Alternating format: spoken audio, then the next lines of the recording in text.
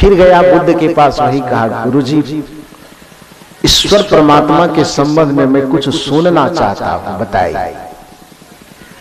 संयोग से भगवान बुद्ध फिर वही प्रश्न दोहराया, तुम ईश्वर को मानते हो कि नहीं मानते हो? कुछ चालाक आदमी सोचा कि कल आए थे तो कहे थे मानते हैं, बुद्ध जी कुछ नहीं बोले। आज भी वही प्रश्न किया है, आज उसका उल्टा जवाब देते। 10 आदमी एक सुर में कहता है नहीं मानते हैं। भगवान बुद्ध ने कहा जब कसम ही खा लिए हो कि नहीं मानना है, नहीं मानते हो, तो ईश्वर के संबंध में जान के करोगे क्या? छोड़ दो, झंझट खत्म करो।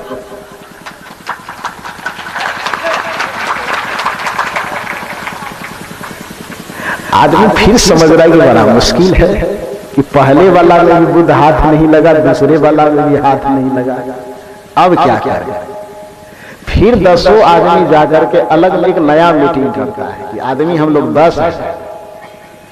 फिर यही प्रश्न लेकर के बुद्ध के पास चलो।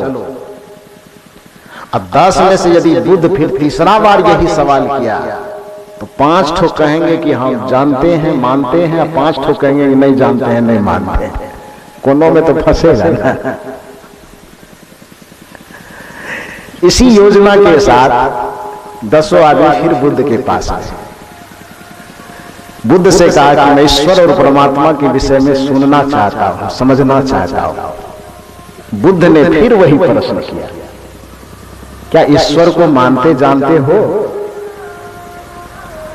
ईश्वर को मानते हो कि नहीं मानते हो? जो नीति बना करके इधर से 5 ठो गया था, 10 ठो, तो उसमें से 5 ठो एक साइड खड़ा हो गया, 5 ठो एक साइड। एक तरफ वाला हाथ जोड़ करके कहता है कि हाँ हम ईश्वर को मानते हैं, जानते भी हैं और मानते भी हैं। और दूसरे तरफ जो था वो हाथ जोड़ के खड़ा हो गया कि नहीं हम ईश्वर को न जानते हैं न मानते हैं। बुद्ध कहते हैं कि तब मेरे पास आने की जरूरत क्या थी? 10 में से आधा जानते हो, आधा नहीं जानते, तो जो नहीं जान रहा है 5 ठो उसको जना दो। आधा आदमी आए हैं ना, 5 कहते हो नहीं जानते, 5 कहते हैं जानते हैं। तो जो नहीं जान रहा है और जो जान रहा है तो आपस में तालमेल कर लो, नहीं जानने वाले को जानने वाला जना देगा। तो मेरे पास उपदेश सुनने की जरूरत ही नहीं। चौथी बार उस चालाक आदमी कोई समझ ही नहीं पाया और वह बुद्ध के पास लौट करके नहीं गया। कदाचित वह बुद्ध के पास लौट करके जाता, बुद्ध ने अपने शिष्य से कहा कि चौथी बार यदि वह आदमी मेरे पास आता, न जानने का दावा करता, न जानने का दावा करता, न मानने का दावा करता, न मानने का दावा करता, कोई प्रश्न ही नहीं लेकर के आता, चुपचाप शांत होकर के खाली मेरे पास बैठने के लिए आता, तो उसको परमात्मा का दर्शन इस बार मैं करवा ही देता। क्योंकि परमात्मा के दर्शन का शर्त प्रश्न नहीं है, परमात्मा के दर्शन का शर्त है मौन हो जाना, शांत हो जाना, सहज हो जाना। जो जितना शांत होगा, जो जितना सहज होगा, जो जितना सरल होगा, वह अपने परमात्मा स्वरूप के उतना करीब होगा। हम अध्यात्म के शरण में आने के बावजूद भी प्रश्नों से इतने घिर जाते हैं, परमात्मा छोटा है कि बड़ा है, नीला है कि पीला है, उजला है कि लाल है, बाहर में है कि भीतर में, इतना प्रश्न क्यों करते हैं? ये प्रश्न संसार का आप कुछ मत कीजिए ना, अपने मनोविकारों को खत्म कीजिए। आपको जो काम करना है ये आप अच्छी तरह से जान लीजिए कि यहाँ बैठ करके मैं कबीर साहब का अनुगामी भले हूं, लेकिन सिर्फ कबीर साहब या कबीर पंथियों के लिए मैं कोई बात नहीं कह रहा। दुनिया के जितने भी अपने अपने पंथ के अनुसार जो दीक्षित हैं, जो मत से दीक्षित है, जो पंथ से दीक्षित है, वहीं रहिए। कोई जरूरी नहीं है कि आपको कबीर पंथी हो जाना है। कबीर पंथ में आकर के और काम अच्छा नहीं करेंगे, आचरण अच्छा नहीं होगा, सदाचार का पालन नहीं होगा, संयम नहीं होगा, तो कबीर साहब आपकी मुक्ति की ठेकेदारी ले लिया है। कोई भी गुरु, दुनिया के कोई भी गुरु आपके मुक्ति की ठेकेदारी नहीं लेता है। क्योंकि ध्यान रखिए, एक शब्द पर ध्यान दीजिए कि गुरु मुक्ति दाता नहीं होते हैं, गुरु मार्गदाता होते हैं। गुरु मुक्ति तक पहुंचने का रास्ता बताने वाले होते हैं। गुरु आपको मुक्ति का पथ क्या हो सकता है वो युक्ति बता देते कि ऐसी युक्ति से चलोगे तो तुम मुक्ति तक पहुंच जाओगे, तुम इस युक्ति से चलोगे तो परमात्मा तक पहुंच जाओगे। और हम इतने निकम्मे हैं कि हम चाहते हैं कि चाहे गुरु हो, चाहे परमात्मा हो, चाहे ईश्वर हो, मुफ्त में हमको सब चीज दे दे। इस संसार में मुफ्त में कुछ मिलता है? एक स्त्री सोचे कि हमको प्रसव 9 महीना पेट में बच्चा न रखना पड़े, हमको प्रसव का जो दर्द होता है वो सहना न पड़े, न वो प्रसव पीड़ा को सहने के लिए तैयार होगी, 9 महीना अपने पेट में बच्चे को ढोने के लिए तैयार होगी, तो आप बताइए कि वह स्त्री इस संसार में मां कहलाने का गौरव प्राप्त कर सकेगा? करेगा? ये बताइए। है दुनिया में कोई तरकीब कि 9 महीना पेट में बच्चा रखे नहीं?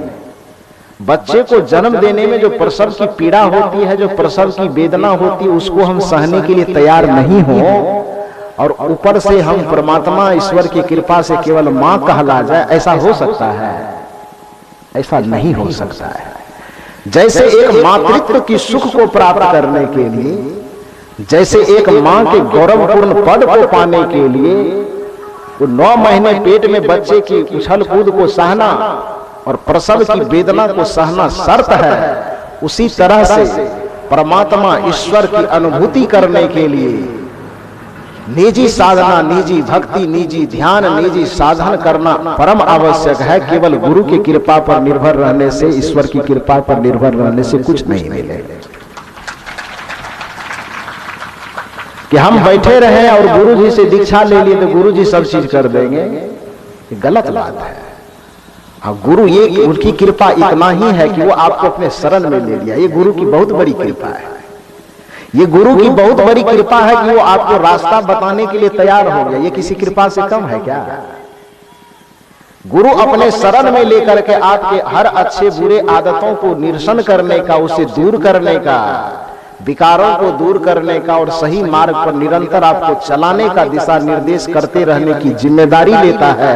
यह किसी कृपा से कम नहीं होती, इसको भी कृपा ही कहा जाता है। तो इस वजह से हम यह न सोचे कि किसी गुरु से हम दीक्षा ले मात्र से बैतरणी पार कर जाएंगे। ये महाभूल है, ये महाभरम है। करना आपको स्वयं ही होगा। भगवान शंकराचार्य ने कहा कि जीवन के कुछ ऐसे कार्य होते हैं जो बेहद ही निजी होते हैं, ये अनुभव करने की चीज है। जैसे साधारण स्थूल रूप में भी हम देखें तो यदि हमें भूख लग जाए,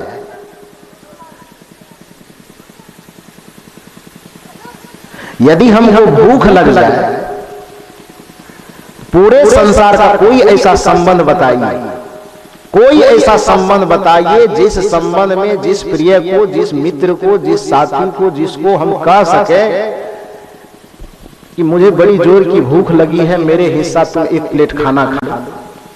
किसी ऐसा संबंध का नाम बताइए पूरे सृष्टि में। किसी ऐसे संबंध का नाम बताइए कि हम भूख से तड़प रहे हैं, हम भूख से परेशान हैं और हम भोजन न करें। कोई ऐसा संबंध, कोई ऐसा रिश्ता, कोई ऐसा नाता बताइए जिस व्यक्ति को हम कह सके कि बड़ी जोर की भूख मुझे लगी है, आप थोड़ा सा खा लेंगे तो मेरे पेट की भूख मिट जाएगी। कोई ऐसा संबंध बता सकते हैं आप? भगवान खा लेगा, भक्त के पेट का भूख शांत हो जाएगा। गुरु खा लेगा, शिष्य के पेट का भूख शांत हो जाएगा। पति खा लेगा, पत्नी के पेट की भूख शांत हो जाएगी। और पत्नी खा लेगी, पति के पेट का भूख शांत हो जाएगी। किसी को गहरी प्यास लगी हो, प्यास से वो तड़प रहा। संसार में कोई ऐसा संबंध है कि आप प्यास से तड़प रहे हो और आप अपने उस रिश्तेदार को कहिए कि मेरे हिस्सा तुम 1 गिलास पानी पी लो, मेरी प्यास बुझ जाएगी? कह सकते हैं? यदि है तो बताइए आप लोगों के पास। नहीं है। आपको नींद आ रही है, क्या ऐसा कोई रिश्ता बता सकते हैं जिन रिश्ते में आप किसी को कह सके कि आप मुझे बड़ी नींद आ रही है, हम कबीर पारक निकेतन में बड़ा पत्थर में बैठे हुए हैं, तुम लोग घर में हो, थोड़ा मेरे लिए 2-4 घंटा ज्यादा सो देना, यहाँ मेरी नींद पूरी हो जाएगी। फोन करके कहे हैं क्या आप लोग किसी को?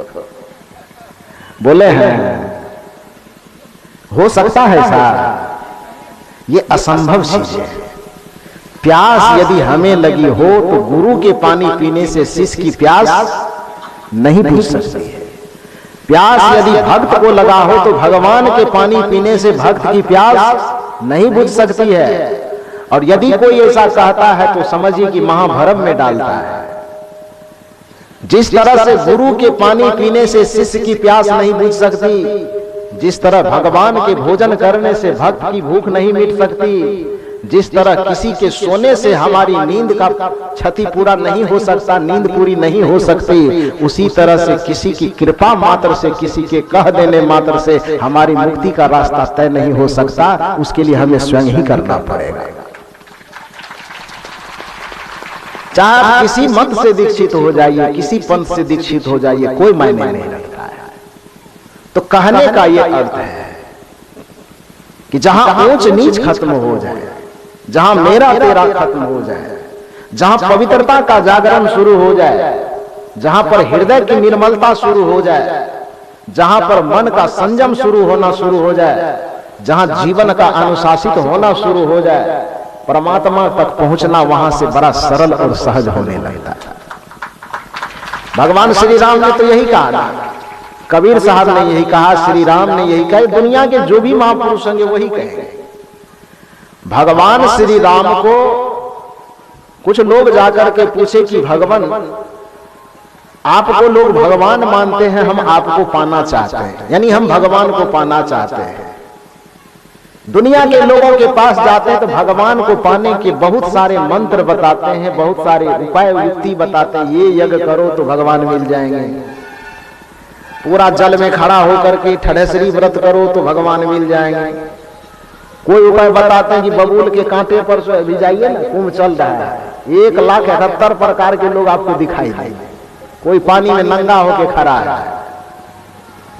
ये सब चीज सामान्यतः लोगों को देखने के लिए नहीं मिलता है, लेकिन महाकुंभ जहां चल रहा है वहां इतने प्रकार के साधु, इतने प्रकार के सन्यासी, इतने प्रकार के तपस्वी आते हैं कि इस गर्मी के महीने में कोई आदमी चारों तरफ आग जला करके शांत होकर के बीच में बैठा हुआ है।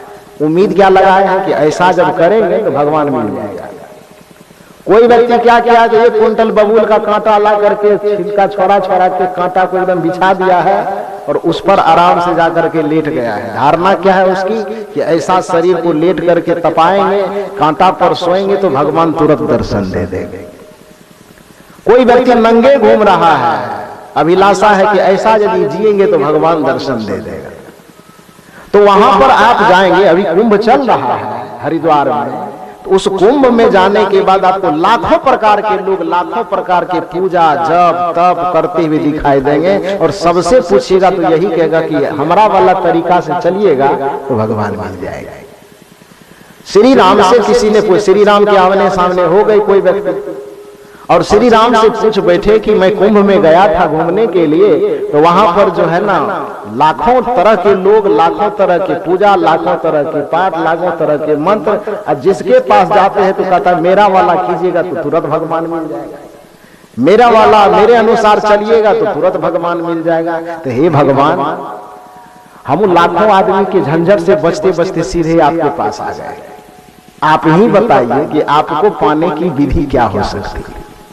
1 लाख तरीका वाला से पूछेंगे तो 1 लाख तरीका, कौन ई करे कि वो करे, वो करे कि वो करे, ये तो आदमी झंझट में पड़ जाएगा। और यही झंझट में आदमी छूटई न अधिक अधिक अरुझाई, वो छूटने की वजह और उलझता चला जा रहा है, उलझता है ना। संसार में जितनी उलझन नहीं है आज धर्म के जगत में उससे ज्यादा उलझन है। आदमी समझ नहीं पाता कि ये वाला मंत्र जपे कि वो वाला मंत्र जपे, ये समझ नहीं पाता कि ये वाला ग्रंथ पढ़े कि ये वाला ग्रंथ पढ़े, ये वाला उपासना ठीक है कि ये वाला उपासना ठीक है, ई वाला भगवान ठीक है कि वो वाला भगवान ठीक है। इतने प्रकार के विभागों में ईश्वर को, ईश्वर की को प्राप्त करने की विधि और विधानों को बांट डाला है कि आदमी संसार के उलझन से बचने के लिए धर्म के पास आता है, लेकिन धर्म में भी इतना बखेरा है कि वहां भी आदमी और उलझन में पड़ जाता है। श्री राम के पास व्यक्ति पहुंच गया, कहा कि हम कुंभ से आ रहे हैं, वहां तो 1 लाख वाला लोग झों झों करके इधर बुला रहा था, इधर बुला रहा था, मेरे वाला दुकान में आइए, मेरे वाला में आइए, लेकिन सबसे बचते बचाते भगवान हम आपके पास आ जाए, आप ही कृपा करके बताइए कि 1 लाख आदमी जो अपना अपना दुकान का प्रचार कर रहा था कि मेरा वाला सही है, मेरा वाला सही है, आप बताइए किसका वाला सही था? भगवान श्री राम एकदम मुंह पे गमछा लेकर के हंसते हुए कहता किसी का वाला सही नहीं था, सीधे कबीर साहब वाला सही था। अब आप कहेंगे चूंकि आप कबीरपंथी हैं इसीलिए कह रहे हैं कि कबीर साहब वाला सही है। नहीं, कबीरपंथी होने के नाते में नहीं जा रहा, ये बता रहा हूं आपको, आगे तुरंत पता चल जाएगा। भगवान श्री राम ने कहा कि कबीर साहब जो कहते आ रहे हैं उनका वाला दुकान सही है। कहा क्यों? कहा इसलिए कि कबीर ये नहीं कहते हैं कि ये जप करो, ये तप करो, ये मंत्र जपो, ये तंत्र जपो, ये विधि करो, ये विधान करो। कबीर साहब का सिर्फ इतना कहना है कि कबीरा मन निर्मल भया। ये किसको जरूरत है ये बताइए तो? ये कौन मत वाले को जरूरत नहीं है? मन की निर्मलता कौन नहीं करने के लिए कहेगा? ये कोई मत की बात है? ये कोई पंथ की बात है? ये कोई संप्रदाय की बात है? अरे मत पंथ संप्रदाय में न भी रहे तो माँ बाप भी बच्चे को सिखाता है तो कहता है देख गंदा काम नहीं करना, सिखाता है ना। खैनी बीड़ी दारू गांजा सिगरेट का सेवन करने वाला भी किसी को सिखाता कि देखो मुंह से गलत बात नहीं बोलना चाहिए, गाली नहीं निकालना चाहिए, किसी की निंदा नहीं करनी चाहिए। तो मन की निर्मलता को चाहे धर्म में चलने वाला हो, धर्म के साथ न चलने वाला हो, मन की निर्मलता को कौन नहीं मानेगा? ये किसी के पंथ की बात नहीं है, ये किसी एक मत की बात नहीं है। ये जो भी अपने जीवन को सुखमय बनाना चाहता है, जो भी अपने जीवन को सजाना चाहता है, जो भी अपने जीवन को संवारना चाहता है, उसके लिए यह सबके लिए सूत्र है कि कबीरा मन निर्मल भया। मन को निर्मल कीजिए, और जिस दिन मन आपका निर्मल हो गया, जिस दिन मन के सारे विकार समाप्त हुए तो क्या होगा? कबीरा मन निर्मल भया जैसे गंगा नीर, तो पीछे पीछे हरि फिरे कहत कबीर कबीर।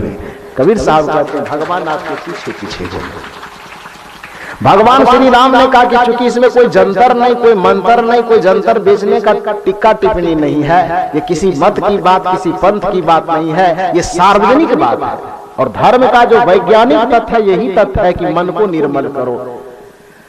उसने कहा कि आप तो कह दिए कि कबीर वाला दुकान सही है, लेकिन हमको कबीर साहब अच्छे नहीं लगते। जो प्रश्न करने गया था उसने श्री राम से कहा कि आप कह दिए कि कबीर साहब ठीक ठाक मंत्र बता रहे हैं, कबीर साहब वाला रास्ता ठीक है, लेकिन हमको कबीर साहब अच्छे नहीं लगते, हम नहीं मानेंगे कबीर साहब। भगवान श्री राम ने कहा अच्छा यही बात है, तब क्या करोगे? किसको मानोगे? कहा हम आपकी पूजा करते हैं, हम आप ही को मानेंगे, आप जो कह दीजिएगा वही मान लेंगे। कहा रे कबीर साहब भी तो ठीक है करे, कितनों ठीक कहता हो लेकिन वो हम नहीं मानते, मानवे नहीं करेंगे। क्योंकि एक बात जान लीजिए, इस संसार में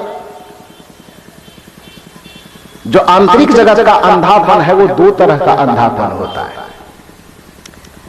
एक प्रेम का अंधापन होता है, एक नफरत का अंधापन होता है। ये तो सब कोई सुनते हैं, एक कहीं भी लिखा हुआ दिखता है बराबर, लव इज ब्लाइंड, माने प्रेम क्या होता है? अंधा होता है, ये सब जानता है। लेकिन नफरत भी अंधा होता है, ये सब नहीं जानता है। लेकिन हकीकत यह है कि प्रेम भी अंधा होता है, नफरत भी अंधा होता है। आप प्रश्न कर सकते हैं कैसे? तो नफरत इस मामले में अंधा होता है कि जिस किसी व्यक्ति के पास आपके मन में घृणा है, जिस व्यक्ति के प्रति आपके मन में नफरत है, तो आप उस जगह पर इतने अंधे हो जाते हैं कि उस व्यक्ति से घृणा करने मात्र से उसमें यदि 98%, 100% भी यदि अच्छाई है, गुण है, लेकिन उसके प्रति आपके मन में घृणा है, तो आप इतने अंधे हो जाएंगे कि उसमें एक भी गुण आपको दिखाई नहीं देगा। नफरत का यही गुण है कि जिससे आप नफरत करेंगे चाह करके भी उसमें आपको गुण नहीं दिखाई देगा। अब प्रेम अंधा इसलिए है कि जिसके प्रति आपके हृदय में प्रेम पैदा हो जाएगा तो उसमें 1,00,000 यदि बुराई आ जाएगी फिर भी वह बुराई आपको दिखाई नहीं देगी। तो जहां हम प्रेम करते हैं वहां बुराई नहीं दिखाई देती है, इसलिए प्रेम को अंधा कहा जाता है। और जहां नफरत होती है वहां पर अच्छाई नहीं दिखाई देती, इसलिए नफरत को भी अंधा कहा जाता है। प्रेम भी अंधा है, नफरत भी अंधा। तो वो आदमी जो राम जी के पास गए होंगे, किसी ने उसके दिमाग में कबीर साहब के प्रति जबरदस्ती नफरत बैठा दिया। तो राम जी ने कहा कि कबीर साहब वाला रास्ता थोड़ा ठीक ठाक है। उस आदमी ने कहा ना ना ना, कबीर का नाम मत लीजिए। ठीक कहता हो सकता है ठीक ही कहता हो, लेकिन हमको उनकी बात ठीक नहीं लगती, नहीं मानेंगे हम। राम जी ने कहा तब किसकी बात मानो? उस व्यक्ति ने कहा कि हम आपकी पूजा करते हैं, सबको छांटते छांटते आप ही के पास सीधे आए, तो दूसरे से जानने सुनने की क्या बात, आप ही बता दीजिए। राम जी ने कहा कबीर की बात मान लेते तो उतने में काम चल जाता, हमको अलग से बोलने की जरूरत नहीं पड़ती। उस व्यक्ति ने कहा नहीं नहीं, पहले कहे कि हम उसे नफरत करते हैं, उसकी बात का कितनी अच्छी हो मानने के लिए तैयार नहीं है। तो राम जी ने कहा बस यही बात है, तब तुम मेरी बात मानोगे? उस व्यक्ति ने कहा हाँ मैं आपकी बात मान लूंगा। श्री राम ने कहा, सुनिए रामचरितमानस की पंक्ति, श्री राम ने कहा कि मुझे पाने का कोई शर्त नहीं है कि कोई धूप में बैठा रहेगा तभी मुझे पाएगा। मुझे पाने की ये शर्त नहीं है कि कोई 1000 रुपए खर्चा करके अयोध्या का परिभ्रमण करने आएगा तभी मुझे प्राप्त करेगा। मुझे पाने की शर्त ये नहीं है कि कोई मेरे नाम का 24 घंटा में 24 चादर बदलता रहेगा, राम राम राम राम लिखा हुआ वही मुझे प्राप्त कर सकता है। मुझे पाने की शर्त ये नहीं है कि कोई मेरे नाम का छापा तिलक लगा करके बैठेगा तभी मुझे प्राप्त कर सकता है। मुझे प्राप्त करने की ये शर्त नहीं है कि कोई मेरे नाम का 24 घंटा माला जपते रहेगा तभी वो मुझे प्राप्त कर सकता है। मुझे पाने का तरीका है राम की भाषा में, रामचरितमानस की भाषा में, निरावाला माना जाना सो मोहि पावा, मोहि कपट छल छिद्र न भावा। वो आदमी थोड़ा मुरझाया, लेकिन राम जी से प्रेम करता था, इसलिए मुरझाते हुए भी राम जी की बात को कहा कि यही बात सही है, चलिए आपकी बात मान लेते हैं। निर्मल मन जन सो मोहि पावा, मोहि कपट छल छिद्र न भावा। श्री राम कहते हैं कि मुझे पाने की इतनी सी शर्त है कि निर्मल मन, जिस व्यक्ति का मन निर्मल होगा, चाहे किसी मत का होगा, किसी पंथ का होगा, किसी वर्ण का होगा, किसी वर्ग का होगा, किसी संप्रदाय का होगा, किसी मजहब का होगा, उससे मुझे कोई मतलब नहीं। मतलब सिर्फ इतना सा होगा कि निर्मल मन जन सो मोहि पावा। जिस जन का, जिस व्यक्ति का मन निर्मल होगा वह मुझे आसानी से प्राप्त कर लेगा, और जिसके हृदय में छल कपट और परपंच भरा रहेगा वो जिंदगी भर मेरे चरण के पास भी बैठा रहेगा तो मुझे प्राप्त नहीं कर सकता। उस आदमी ने कहा जब आप कह रहे हैं तो मान लेते हैं। राम जी ने कहा कि हमारा बात तुमको मीठा लगता है, यही बात कबीर कह रहा था तीता लगता है। अरे जो हम कह रहे हैं वही तो वो भी कह रहे हैं। अंतर इतना है कि हम थोड़ा चौपाई में कह रहे हैं, थोड़ा साखी में कह रहा है। हमारे अक्षर की मात्रा थोड़ी कम है, उनके अक्षर की मात्रा थोड़ी ज्यादा है, लेकिन बात एक ही है। कैसे? तो इधर राम जी कहने की निर्मल मन जन सो मोहि पावा, इधर कबीर साहब कहने की कबीरा मन निर्मल भया जैसे गंगा नीर, अब पीछे पीछे हरि फिरे कहत कबीर। बात दोनों की अलग अलग है कि एक ही है, लेकिन राम वाला बात मीठा लगता है और कबीर वाला बात खट्टा लगता है। मानवे नहीं कहेंगे ये तरीका ठीक नहीं, लेकिन हकीकत में यही तरीका ठीक है। कौन जप करते हैं इसका ज्यादा मतलब नहीं है, आपका संयम कितना सधा हुआ है इसका मतलब ज्यादा है। कौन सा जप करते हैं आप, कौन विधि से ध्यान करते हैं इसका ज्यादा मतलब नहीं है, आपके मन का अहंकार विकार कितना शांत हुआ है इसका मतलब ज्यादा है। इसको एक कहानी से मैं आपको समझाऊंगा। एक जगह पर एक सार्वजनिक सत्संग भवन मंदिर बना हुआ था और उस मंदिर में हिंदू, मुसलमान, सिख, ईसाई, बौद्ध, पारसी जितने भी धर्म को मानने वाले, कबीर पंथ, संत मत, रामानंदी पंथ, सब मत पंथ वाला एकदम घुस करके अपना अपना प्रार्थना करता था। प्रार्थना नहीं करता था, सब ध्यान करता था, क्योंकि प्रार्थना करेगा तो कबीर पंथी वाला तो वंदन ये गुरुदेव शुरू कर देगा, और संत मत वाला सब संतन की बड़ी बलिहारी शुरू करेगा, रामानंदी वाला उधर भरे कर प्रगट कृपाला, दीन दयाला, कौशल्या, हितकारी शुरू करेगा। और दूसरा जो है मतलब जितने लोग हैं एक ही रूम में घुस करके और सब अपना अपना वाला प्रार्थना यदि शुरू कर दे तो भगवानों बेचारा होगा तो भाग जाएगा कुत्ता तोड़ करके। भागेगा कि नहीं भागेगा? वो कहेगा क्या शुरू हो गया, कान नहीं दिया अगर वो क्या गा रहा है, क्या गा रहा है, वो क्या गा रहा है, सब अपना अपना वाला में फेरा में कि हमारा वाला मंत्र सही है। तो इसलिए भगवान बेचारा यदि होगा भी वहां तो खुट्टा तोड़ करके भागेगा, नहीं रहना है यहाँ।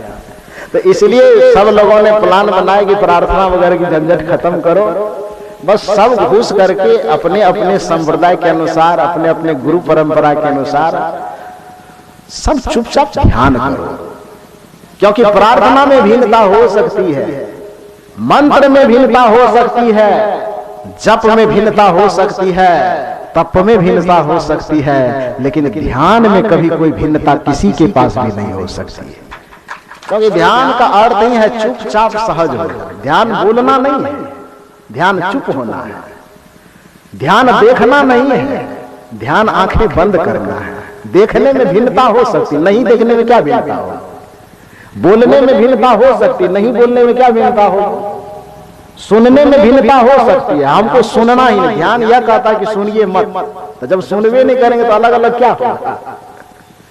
ध्यान कहता देखो मत, तो देखिए ही नहीं तो अलग अलग, ना राम दिखेगा, ना कृष्ण दिखेगा, ना मंदिर दिखेगा, ना मस्जिद दिखेगा, झंझटे खत्म। तो ध्यान में झंझट खत्म। लेकिन ध्यान के पास भी लोगों ने झंझट खड़ा करके रखा है, ये महादुर्भाग्य की बात है। ध्यान को न समझने का परिणाम है कि ध्यान को समझा ही नहीं अभी तक ध्यान क्या है। कहने का अर्थ ये है। तो उस सत्संग भवन में सब लोगों ने कहा कि प्रार्थना करोगे तो बेचारा ईश्वर भी झंझट में पड़ जाएगा, इसलिए प्रार्थना वगैरह मत करो। न ग्रंथ पाठ करना है, न प्रार्थना करना, कुछ नहीं। सब अपने अपने तरीका से इसमें प्रवेश करके ध्यान करना है। सब जाते थे, अब बस ध्यान पर बैठ जाते थे। जिसका भी जो मंत्र होगा, जो प्रार्थना होगा, मन ही मन गुनगुनावे, अलग बात है, बोल के नहीं गुनगुनाना, यही शर्त।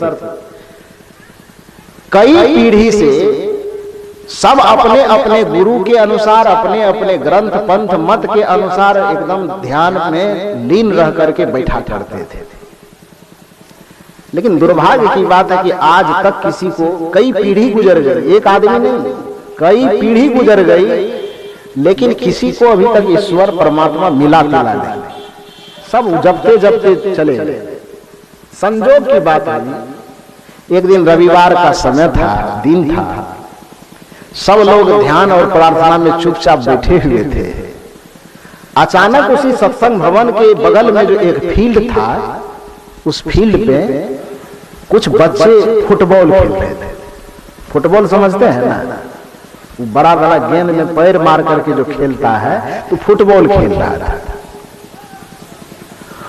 फुटबॉल खेलते खेलते खेलते फुटबॉल नहीं खेल रहा था, क्रिकेट खेल रहा था। क्रिकेट बैट बॉल वाला, तो बैट बॉल खेल रहा था। और तो बॉल बैट पे लगता है, लकड़ी वाला बैट पे, जितना जोर से मारता है कहां जाएगा बॉल, इसकी तो कोई गारंटी है नहीं। तो थोड़ा जोर से मारा किसी ने बॉल में, इतनी जोर से लगी कि गेंद उड़ते उड़ते उड़ते उसी सत्संग मंदिर में जो सब ध्यान में बैठा हुआ था, उसी के बीच में गेंद घुस गया। तो गेंद जब उसके अंदर चला गया, और संजोग से जो वहां पर एक प्रसाद वगैरह रखा हुआ था, वो प्रसाद वाला कठौता के पीछे जाकर के गेंद अटक गया। बच्चा दौड़ते दौड़ते अपना गेंद लाने के लिए गया, जो खेल रहा था उसमें से एक बच्चा गेंद लाने के लिए गया। अब गेंद लाने के लिए गया तो सोचा कि रूम खाली होगा, लेकिन वहां तो सब भरे पड़े थे, सब आंख बंद किए बैठे हुए थे। अब बच्चा को लगा कि तो बड़ा मुश्किल हो जाएगा, यदि गेंद लेने के चक्कर में जरा सा भी खरबराहट हुई, प्रसाद गिरा या कुछ हुआ, या मूर्ति गिरा, दिया गिरा, बाती गिरा, कुछ भी खड़खड़ हुआ या कुछ गिरा, तो 100 लोग जो ध्यान पर बैठा हुआ है उठ करके मेरा एकदम दही चूरा तरफ कूट देगा। तो इसलिए इस झंझट में नहीं पड़ना है हमको नहीं निकालना है। कोशिश तो किया लेकिन देखा इतना पीछे में अटका हुआ है कि निकालना थोड़ा मुश्किल हो रहा था। अब करें तो करें क्या? वो बच्चा सोचा कि अब तो बड़ा मुश्किल है, जब तक कि लोग की आंख नहीं खुलती है तब तक तो मजबूरन हमको भी इंतजार करना होगा। इंतजार करे तो कैसे करें? चुपचाप बैठे तो रह नहीं सकते। सब आदमी चुपचाप शांत बैठा हुआ है, हम चुपचाप उसमें बीच में बैठे रहेंगे और भी बच्चा वाला दिमाग, उसे तो लगेगा कि भूत नरिया किधर से पकड़ लेगा, कहना मुश्किल है। तो वो भी जब देखा कि जितने बड़े लोग हैं सब आंख बंद किए बैठे हैं, तो वो भी बड़ी सहजता से बीच रास्ते पर ही आंख बंद करके बैठ गया। क्योंकि देखिए बच्चा जो होता बड़ा अनुकरण प्रिय होता है, वह बोलने से जितना ज्यादा नहीं सीखता है वह देखने से उतना ज्यादा सीखता है। इसलिए जो व्यक्ति अपने बच्चे को राम कृष्ण और बुद्ध की तरह देखना चाहते हैं वह माता पिता और परिवार के सदस्यों को सजग हो जाना चाहिए कि वह भी कम से कम घर में बुद्ध राम कृष्ण वाला माहौल तैयार करके रखे, क्योंकि उसी के आचरण को देख करके बच्चा वो अपने जीवन को सजाता और संवारता है। यदि हमारी यह अभिलाषा है कि आगे चल करके यह बच्चा नशेड़ी न बने, तो ध्यान देना माँ बाप कहलाने वाले लोगों, अपने बच्चे के सामने सिगरेट का धुआं रेलगाड़ी के इंजन की तरह नहीं उड़ाना। नहीं तो अभी जब तक बच्चा नियंत्रण में रहने लायक है, तुम्हारे थाप के डर से, तमाचे के डर से, मुक्का के डर से बच्चा जब तक दब सकता है दबा रहेगा। लेकिन जिस दिन वो तुमको गुदानने से बाहर चला जाएगा, जिस दिन तुम्हारे बर्दाश्त करने की सीमा को वो पार कर जाएगा, उस दिन वह बच्चा तुम्हारे सामने में दारू का बोतल लेके सिगरेट लेके धोखेगा, तुम उसको कुछ नहीं कह पाओगे। और यदि कहोगे तो वो कहेगा कि आप जब थे अपने जवानी में तब आप क्या करते थे, वो पूछेगा तो आपको जवाब दे पाइएगा। यदि आप चाहते हैं कि आगे चल करके हमारा बेटा खैनी खाने वाला ना बने, तो माता पिता का यह दायित्व होता है कि उसके सामने में खैनी रगड़ते रगड़ते दांत न निपोड़ते रहे। यदि अब कोई माता पिता सोचता है कि हमारे बच्चे आगे चल करके हमें गाली न दे, हमें भला बुरा न कहे, हमारे सामने ऊंची आवाज में बात न करे, तो ये प्रत्येक माता पिता को ध्यान रखना चाहिए कि जब बच्चा हमारे गोद में हो या गुड़क रहा हो या चल रहा हो, तो उस बच्चे के सामने में अपने से बड़े सास ससुर जेठ इत्यादि के सामने कोई उल्टी सीधी बात न करे, उसके साथ संयम और मर्यादा के साथ रहना सीखे, तो वही बच्चा आगे चल करके उसे देख के मर्यादित जीवन जिए। क्योंकि बच्चा आपके कहने का अनुकरण जितना नहीं करता है, आपके आचरण को, आपके व्यवहार को देख करके उसका अनुकरण उतना ज्यादा करता है। वह बच्चा वैसे जगह पर पहुंच गया जहां पर सब कोई ध्यान में बैठा हुआ था। वो खेल रहा था क्रिकेट, गेंद गया छिप प्रसाद के पीछे, अब वहां लाने के लिए गया, तो वहां का माहौल चूंकि सब आंख बंद किए ध्यान में बैठा था, तो बेचारा बच्चा अकेले करता क्या? देखा सबको शांत होकर बैठा है, वो भी चुपचाप शांत होकर के बैठ गया।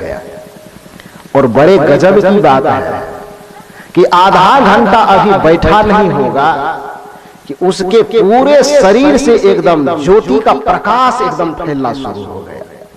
मात्र आधा घंटा बैठे रहने से पूरे शरीर से एकदम प्रकाश, डिवाइन लाइट जिसको दिव्य प्रकाश कहते हैं, वो फैलना शुरू हो गया। जैसे अर्जुन के सामने श्री कृष्ण विराट रूप लाया, तो जिस श्री कृष्ण को अर्जुन दिन रात सोते उठते बैठते जागते हमेशा देखते रहता था, और कृष्ण जब अपने ज्योति स्वरूप में विराट स्वरूप में आया, तो वही अर्जुन डर से थरथराते हुए कहता है कि जल्दी अपना ये समेटिए, हम देख नहीं पाएंगे, हम डर रहे हैं, डरा गया। तो जैसे ही उस बच्चे का शरीर आभा से परिपूर्ण हुआ, प्रकाश फैला पूरे कमरे में, जितने लोग आंख बंद किए थे सबका आंख धराधर खुलना शुरू हुआ। कहीं कोई दिया से आग तो नहीं लग रहा, वो लोग ये सोच रहा है कि प्रसाद और अगरबत्ती जो चढ़ाए हैं तो कहीं अगरबत्ती के प्रभाव में आके, दिया के लपेटे में आके कहीं आग तो नहीं लग गई कमरे में? आंख खोलता है तो आग नहीं लगी थी। क्या था? तो सब लोग जो दोनों तरफ बैठे हुए थे, बीच में जैसे ये रास्ता है, तो बच्चा को कहीं जगह नहीं मिला तो क्या किया, वो बीच वाले रास्ते पे ही बैठ के चुपचाप शांत होके बैठा हुआ। सबकी आंखें खुली तो देखा कि एक बच्चा बीच रास्ते में बैठा हुआ है और उसके शरीर से एकदम आभा प्रकाश की फैल रही। आखिर मामला क्या है? देखा वो बच्चा चुपचाप शांत मगन बैठा हुआ था।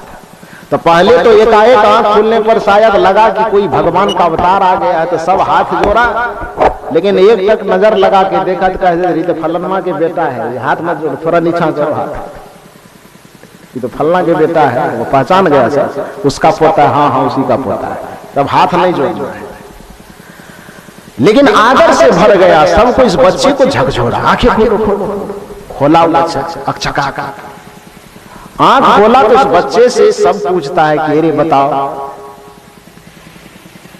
ये आज से नहीं कई पीढ़ी से जीवन गुजर गई इस भवन में आते आते किसी को आज तक उस चीज का दर्शन नहीं हुआ, अनुभव नहीं हुआ। कोई अपना वाला, कोई अपना वाला, कोई मेरा वाला, कोई तेरा वाला को बड़ा ऊंचा ऊंचा ऊंचा ऊंचा श्रेष्ठ बता रहा था, लेकिन मिला किसी को नहीं। आखिर तुम किसका वाला पार्टी के हो? ललका वाला की उजरा वाला, चंदन वाला की उजला चंदन वाला की ललका चंदन, किस पार्टी के हो वो तो बताओ। किस पार्टी वाला मंत्र, किस पार्टी वाला प्रार्थना किए हो जो तुमको ये मिल गया, बताओ कुछ। वो बच्चा बेचारा टुकुर टुकुर मुंह देखे, हम कहे कि नहीं किसी वाला नहीं जानते। आदमी कहे कि अरे अभी तो तुरंत देखे तुम्हारे शरीर से परमात्मा निकल रहा था, परमात्मा की आभा निकल रही थी, वो तो हम लोग नजर से देखे। और तुम कहते हो कि हम कोनो वाला नहीं जानते हैं। कैसे नहीं जानते? झूठ बोलते हो। उस बच्चे ने कहा कि झूठ होता क्या है अभी तक ये भी मुझे पता नहीं। आप कहते झूठ बोलते हैं, झूठ किसे कहा जाता है? क्योंकि बच्चे को क्या कहा जाता है? हमारे समाज में मान्यता है, भारतीय संस्कृति में मान्यता है कि बच्चे भगवान के स्वरूप होते हैं, क्योंकि बच्चे मन के सच्चे होते हैं। मन से यहां भी संबंध है। कबीरा मन निर्मल भय। अब बच्चे क्या होते हैं? मन के सच्चे, मन निर्मल होते ही हैं। विकार उस पे नहीं। कल भी भजन आप सुन रहे थे ना, मैं कब बना संसारी मुझे होश न था, मेरा निर्मल निर्मल मन था कोई दोष न था। कबीर साहब की भाषा में कहें तो जहिया जन्म मुक्ता हता तहिया हता न कोई। जिस दिन तुम जन्म लिए थे इस धरती पर, बच्चा का रूप लेकर के आए थे, उस दिन तुम्हारे मन में कोई विकार था ही नहीं। लेकिन जिस दिन से तुम्हारे मन पे संसार का प्रभाव और अहंकार का प्रभाव पड़ता चला गया, उस दिन तुम इतने मलिन, इतने गंदे होते चले गए कि परमात्मा के करीब, परमात्मा स्वरूप होते हुए तू परमात्मा से बिछुड़ता चला गया, बहुत दूर चलता चला। यहाँ मन की बात यहाँ भी, क्योंकि बच्चे क्या होते हैं? स्वाभाविक रूप से मन के निर्मल होते हैं। बच्चे क्या होते हैं? स्वाभाविक रूप से मन के सच्चे होते हैं। बच्चे क्या होते हैं? स्वाभाविक रूप से मन के अच्छे होते हैं। बच्चे क्या होते हैं? स्वाभाविक रूप से मन से सदाचारी होते हैं। इसलिए उस बच्चा को आसानी से मिल गया। वो बच्चा चुपचाप शांत था, आभा फैली, और जितने अपने अपने तरीके वाले लोग थे सब कोशिश कर रहा था यदि मेरे तरीका में थोड़ा मिल जाए। ये बच्चा कह दे कि ललका वाला की पार्टी से हम हैं, तो ललका वाला के सीना तो चौड़ा हो जाए। उजला वाला अपना फिरा कहता है उसके तरफ मत बोलना, मेरे तरफ बोलो। जरा सा कह दो कि हम उजले वाले की तरफ, उजला वाला को लगेगा कि ना हमारा छाती एकदम चौड़ा हो रहा है। रामानंदी वाले अपने तरफ, क्रिश्चियन अपने तरफ, पारसी अपने तरफ, यहूदी अपने तरफ, सब उस बच्चे को अपने तरफ खींचने की कोशिश कर रहे हैं। बच्चा कहा कि क्यों झंझट में हमको धकेल रहे हैं, हम किसी वाला का नहीं, हम तो क्रिकेट खेल रहे थे। क्रिकेट खेलने के क्रम में मेरी गेंद आ गई। हमको भगवान के पास ही मंदिर में घुसे नहीं थे। भगवान के लालच इतना था कि मुझे लेना है, ये बॉल लेना है, बॉल लेने के लिए आते थे। अब बच्चा को तो किसी न किसी चीज का लालच है। भगवानों की पूजा करते, हम अपना बचपन याद करते तो मुझे अब हंसी आती है। बचपन में चूंकि मेरे जहां जन्मस्थान है, उस जन्मस्थान के नजदीक में सिंहेश्वर स्थान है। आप लोगों के इलाके में देवघर जितना प्रचलित है, जितने लोग यहाँ देवघर में जाते हैं, उससे कुछ भी रत्ती भर भी कम आदमी जो है सिंहेश्वर स्थान में कम नहीं जाता है, बराबर जाता है। इतना बृहद है। अभी शिवरात्रि में मेला लगता, शायद पूरे बिहार में, पूरे देश में उतना बड़ा शिव के नाम पे मेला शिवरात्रि में कहीं नहीं लगता है जो वहां पर लगता है। एक हवाई जहाज और ट्रेन को छोड़ करके बाकी सब कुछ मिलता है वहां, जो खरीद सकते हैं। हाथी घोड़ा फल्ला चिल्ला 1 महीना का लगता है, होली में समाप्त होता है। बड़ा प्रसिद्ध मंदिर है। तो मेरे घर से जो बड़ी दीदी वगैरह थी, अड़ोस पड़ोस की, जब जाती थी पूजा करने के लिए वहां मंदिर में, तो भूखे पेट जाती थी पूजा कर। अब वहां पूजा करके तो स्वाभाविक है कि भूखे पेट गई है, पूजा करेगी तो उसको तो होटल में बैठ के खाना है। तो 2-4 बार जब हम गए पूजा करने के लिए साथ में, हम भी भूखे पेट गए। अब भूखे पेट पूजा करके जब होटल में गए 2-4 बार हम भी खाए, तो खाने में इतना चस्का लगा कि अब जइयो पूजा करने का मन नहीं रहे। सोमवार आवे तो इंतजार करेगी कब सोमवार आएगा, जाएंगे पूजा करने। तो माता पिता कहे बगल वाले के बड़ा पुजारी हो गया है, तो हम भी उस समय कहते थे हाँ हाँ पुजारी हो गए। लेकिन हकीकत बात यह थी कि भगवान से जितना मतलब नहीं था, उस होटल की पूरी कचौड़ी से उतना ज्यादा मतलब कि भूखे रहेंगे, पूजा करने जाएंगे तो गार्जियन तो पैसा देवे करेगा। बचपन की बात है, ये अभी की बात नहीं बता रहा। मन में यही था कि जब पूजा करने जाएंगे, पूजा करने में क्या लगता है, 2 मिनट में पूजा करेंगे, निकलेंगे और होटल में जाएंगे, बड़ा बढ़िया खाना देता है, बहुत स्वादिष्ट लगता था। तो इस बहाने से पूजा करने जाते थे। बचपन ऐसा होता है, उसमें अपने लिए कुछ न कुछ बच्चा बहाना खोजते रहता है। तो उस बच्चे ने कहा कि मैं भगवान के लिए इसमें प्रवेश नहीं किया, इस सत्संग भवन में आप ध्यानियों के बीच में मैं भगवान के लिए नहीं आया, मैं परमात्मा के लिए नहीं आया। मैं तो फील्ड में क्रिकेट खेल रहा था, गेंद में जोर से चोट लगी, गेंद गरगते गरगते इस हॉल में घुस गया। तो यहाँ मैं गेंद के लिए आया था। लेकिन आप लोगों को चुपचाप शांत बैठे हुए देखा, तो मैं भी चुपचाप शांत होकर के बैठ गया। अब आगे की घटना क्या है ये मुझे पता नहीं, ये तो आप लोग बता रहे हैं कि क्या हुआ। इसलिए मैं न उजला वाला हूं, न ललका वाला, न टीका वाला, न चंदन वाला, कुछ वाला नहीं। लोगों ने कहा कि नहीं, तुम तो कुछ जरूर करते होगे, नहीं तो परमात्मा हम लोगों को दर्शन नहीं दिया तो तुमको कैसे दर्शन दे दिया। जिस परमात्मा की अनुभूति करने के लिए वर्षों से हम बैठे, कई पीढ़ी गुजर गई, उसका अनुभव हमें नहीं हुआ तो तुम्हें कैसे हो गया। अरे किसी वाला नहीं किया तो तुम कोई नया मंत्र ही कहीं से लाए तो वही बता दो कि कौन मंत्र से किए।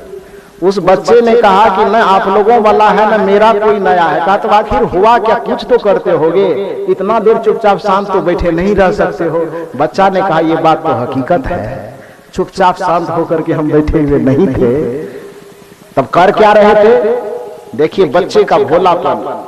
बच्चा चाहता है कि जब आप लोग बैठे रहे तो हम भी चुपचाप 2-4-5 मिनट बैठे, लेकिन आप लोगों को देखे कि होंठ से कुछ बड़बड़ा रहे हैं, कुछ न कुछ हल्का हल्का मुंह से निकल रहा है, तो हमें लगा कि आप भगवान को पुकार रहे हैं।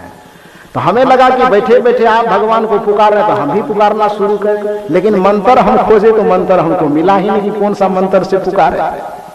तो करें क्या, उस बच्चे ने कहा कि मैं कोई मंत्र, कोई प्रार्थना, कोई स्तुति, कोई विनती नहीं जानता था। तो मैं स्कूल से जो पढ़ करके आया था, चुपचाप बैठ करके, कोई मंत्र नहीं, कोई तंत्र नहीं, कोई ग्रंथ की बात नहीं, कोई पंथ की बात नहीं, बल्कि 26 अक्षर का ABCD में दोहराना शुरू कर दिया। ABCDEFG। लोगों ने कहा कि ABCDEFG कौन मंत्र हो गया, ये तो किसी का वाला नहीं। बच्चे ने कहा कि अब इसके अलावा इससे ज्यादा मैं कुछ जानता ही नहीं हूं, तो मैं ABCD जो 26 अक्षर का होता है, ABCDGHIJKLMNOPQRSTUVWXYZ, ठीक पढ़े कि गलत पढ़े? ठीक है पढ़े, चलिए बढ़िया। तो उस बच्चे ने कहा कि 26 अक्षर मैं जानता था, इस 26 को दोहरा दिया। और बड़े नैतिकता के साथ, बड़ी ईमानदारी और पवित्रता के साथ इसी 26 अक्षर को कई बार मैं दोहराया और दोहरा करके हर एक बार दोहरा देता था और भगवान से कहता था कि हे भगवान, तुम्हारा कौन सा मंत्र अच्छा है, तुम्हारा कौन सा नाम अच्छा है, ये मुझे पता नहीं है, लेकिन इतना पता है कि तुम्हारे जो भी अच्छे नाम और जो भी अच्छे मंत्र बनेंगे ये 26 अक्षर के अंदर ही बनेगा, इसलिए 26 अक्षर में से चुन के, इसलिए इस 26 अक्षर में से भगवान तुम ही चुन लो कि तुम्हारे लिए कौन नाम अच्छा है। इस 26 अक्षर में से तुम ही अपने से चुन लो कि कौन सा मंत्र अच्छा हो सकता है और अल्फाबेट ABCD बैठा करके उस मंत्र को बना लो।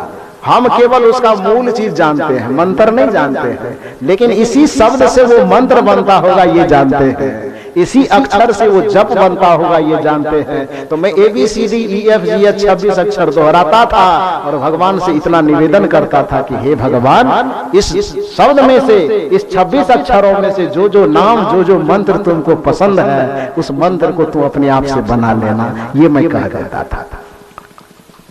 अब उस बच्चे को ABCD पढ़ने मात्र से परमात्मा मिल गया। क्यों मिला? क्योंकि परमात्मा को पाने की शर्त कोई मंत्र, कोई जंत्र, कोई तप, कोई पूजा, कोई पाठ नहीं है। परमात्मा को पाने की शर्त है निरामला माना जाना सो मोहि पावा, मोहि कपट छल छिद्र न भावा। उस बच्चे के पास जप की पूंजी नहीं थी, लेकिन निर्मलता की पूंजी थी। उस बच्चे के पास किसी तप की पूंजी नहीं थी, लेकिन उस बच्चे के पास हृदय की निर्विकारिता की पूंजी थी। उस बच्चे के पास कोई और अलग का मंत्र विशेष का कोई बल ना होगा, लेकिन उस बच्चे के पास मन की शुद्धता, मन की पवित्रता का वो संबल था कि मंत्र वाले पड़े रह गए, तंत्र वाले पड़े रह गए, ग्रंथ वाले पड़े रह गए, स्तुति विनती प्रार्थना वाले पड़े रह गए और ABCD रट करके वह बच्चा परमात्मा को बड़ी आसानी से प्राप्त कर गया। इसलिए ध्यान यह सिखाता है कि आप सहज हो जाए। ध्यान कोई पंथ नहीं है, ध्यान पर किसी पंथ का अधिकार नहीं। जैसे सृष्टि में सूर्य सार्वभौमिक है, जैसे इस सृष्टि में हवा एक सार्वभौमिक चीज है, जैसे इस सृष्टि में पृथ्वी एक सार्वभौमिक चीज है, जैसे इस पृथ्वी में पानी एक सार्वभौमिक चीज है, जो पंचभूत से सृष्टि रचा हुआ है।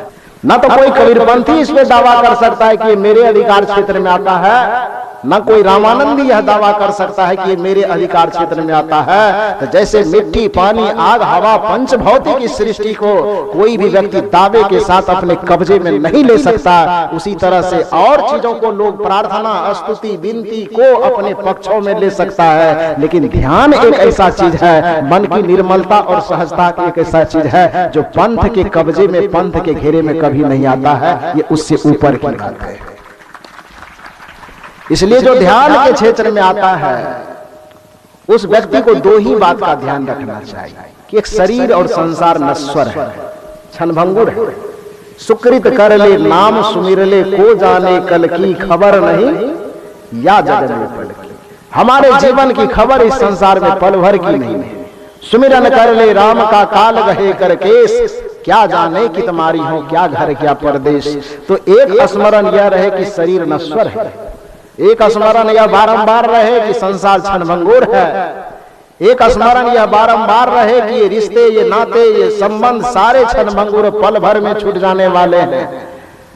व्यवहार में इसका महत्व हो सकता है, लेकिन परमार्थ के दृष्टिकोण से इसका कोई महत्व नहीं है। और दूसरा स्मरण यह रहे कि आत्मा निर्मल है, शुद्ध है, बुद्ध है, निर्विकार है। ये मन के चपेटे में आकर के आत्मा मलिन दिखता है, कि मन के झंझट में आकर के, मन के फंदी में फंसने के कारण यह आत्मा विकारी दिखता है, लेकिन आत्मा विकारी नहीं होता। आसमान कभी विकारी नहीं होता।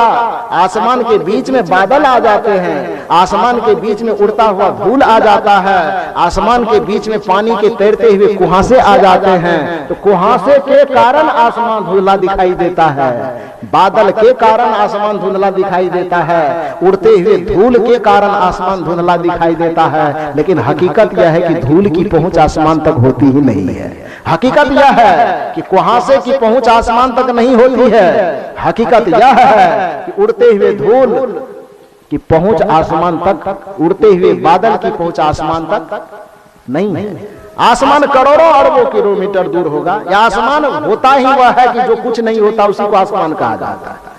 आसमान मतलब कुछ नहीं, आसमान मतलब शून्य, आसमान मतलब पोल, आसमान मतलब खाली। जैसे यहाँ हम बैठे हुए, ये पंडाल का छत है, अब बाकी जो ये खाली जगह है, ये खाली जगह को आकाश कहा जाता है। अवकाश को ही आकाश कहा जाता है। जहां कुछ ना हो, जहां रिक्तता हो, जहां अवकाश हो, ये अवकाश को ही, ये खाली जगह को क्या कहा जाता है? आकाश। तो जो दिखता है नीला नीला, उस आसमान में न कोई धब्बा है, न कोई बादल है, न कोई धुआं है। आसमान तो बिल्कुल स्वच्छ है, बिल्कुल निर्मल है, लेकिन फिर भी कभी कभी हमें आसमान गंदा दिखाई देता है। तो वजह क्या है? आसमान के बीच में, हमारे नगर और आसमान के बीच में क्या होता है? यदि धूल उड़ करके ऊपर चला गया तब आसमान को हम देखेंगे। तो आसमान ऊपर में है, बीच में धूल है और हमारी आंख नीचे में है, तो आसमान हमको कैसा दिखाई देगा?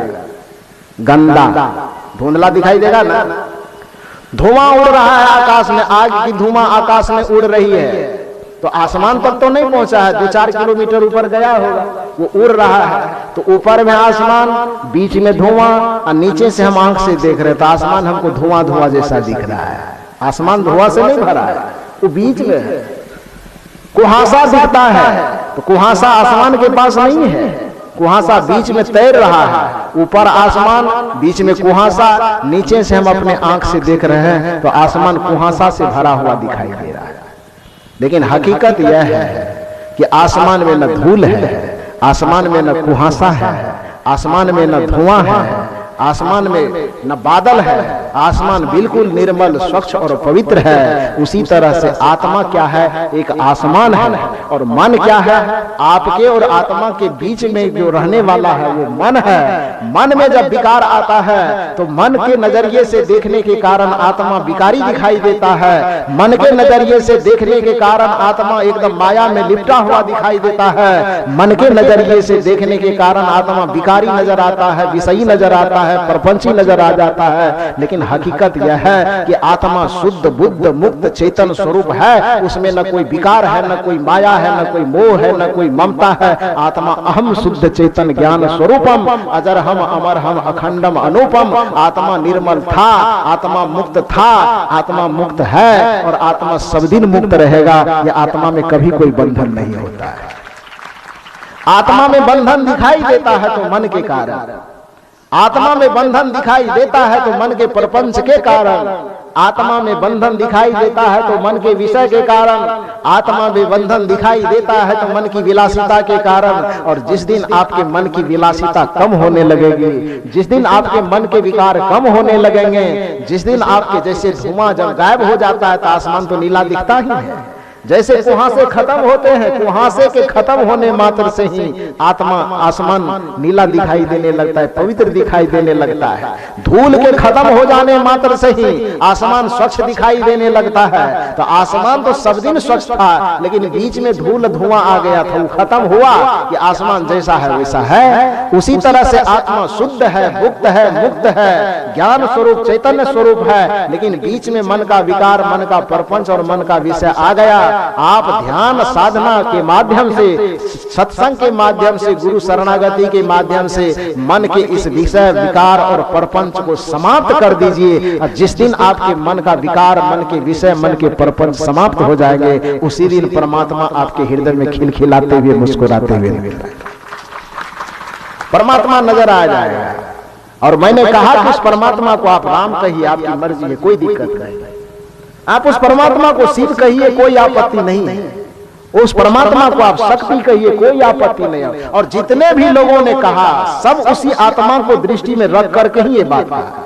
अब सही से शक्ति की उपासना करते। कल भी मैंने कहा था कि हमारे परम आदरणीय मनमोहन बाबू हमारे बगल में बैठे, बड़ी ताकत मिल रही है हमको इनका उदाहरण लेकर, क्योंकि दुनिया का कोई ऐसा पूजा नहीं है जो ये नहीं करवाते और नहीं जानते। इस पूरे कहलगांव अनुमंडल में जहां तक मैं जानता हूं, इनसे बढ़िया पवित्रता के साथ इनसे बढ़िया उच्चारण के साथ कोई भी व्यक्ति पूजा नहीं करवा सकता है, मैं देखा हूं। एक बार स्वागत कीजिए इनका ताली बजा करके।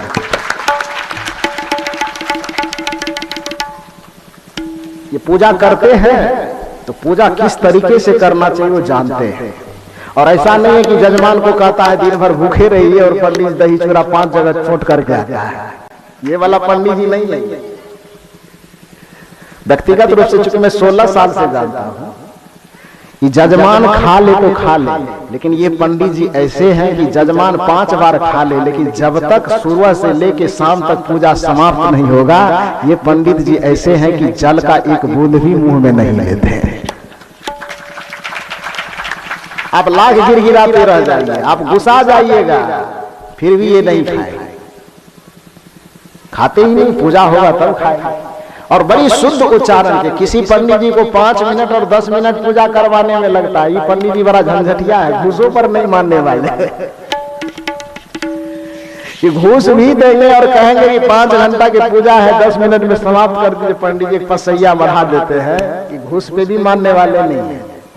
5 घंटा पूजा में लगेगा तो ये 5.5 घंटा लगा देंगे, वो ठीक है, लेकिन 5 घंटे से 4.5 घंटा ये करने वाले नहीं, बड़ी विधि विधान के साथ।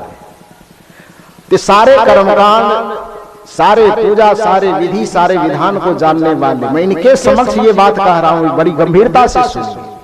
जब लोग दुर्गा की उपासना करने जाते हैं, शक्ति की उपासना करने जाते हैं, तो मंत्र क्या जपते हैं? या देवी सर्वभूतेषु शक्ति रूपेण संस्थिता नमस्तस्यै नमस्तस्यै नमस्तस्यै नमो नमः। इसके कई रूप है। या देवी सर्वभूतेषु बुद्धि रूपेण संस्थिता, या देवी सर्वभूतेषु क्षमा रूपेण संस्थिता, माने जितने हैं गुण, उनके गुण का अलग अलग नाम है, लेकिन मूल मंत्र जो है या देवी सर्वभूतेषु शक्ति रूपेण संस्थिता नमस्तस्यै नमस्तस्यै नमस्तस्यै नमो नमः। ये पढ़ करके लोग पूजो कर लेता है और इसी मंत्र को पढ़ करके बकरा का गर्दन भी काट देता है। लेकिन दुर्भाग्य की बात है कि इस मंत्र को पढ़ करके आज तक इस मंत्र का अर्थ क्या होता है इसको समझने की न तो कोशिश पंडितों ने किया और न उस दुर्गा मैया के भक्तों ने किया। बस अंधेर नगरीय चौपट राजा की तरह सब खेल जीवन भर चल रहा है। इस मंत्र का अर्थ क्या है? इस मंत्र के अर्थ को समझिए। तो या देवी, या मन जो, देवी मन देवी, जो देवी, या देवी सर्वभूतेषु, सर्व मन क्या होता जानते हैं? चलिए आज आप लोग भी पीएचडी करिए लीजिए मेरे साथ साथ, बढ़िया सावधान होकर बैठिए। तो आपको हिंदी और संस्कृत का डिक्शनरी पढ़वाते हैं। सर्व मन क्या होता है? सभी। एक एक चीज का कीजिए अनुवाद। या मन जो, देवी मन देवी।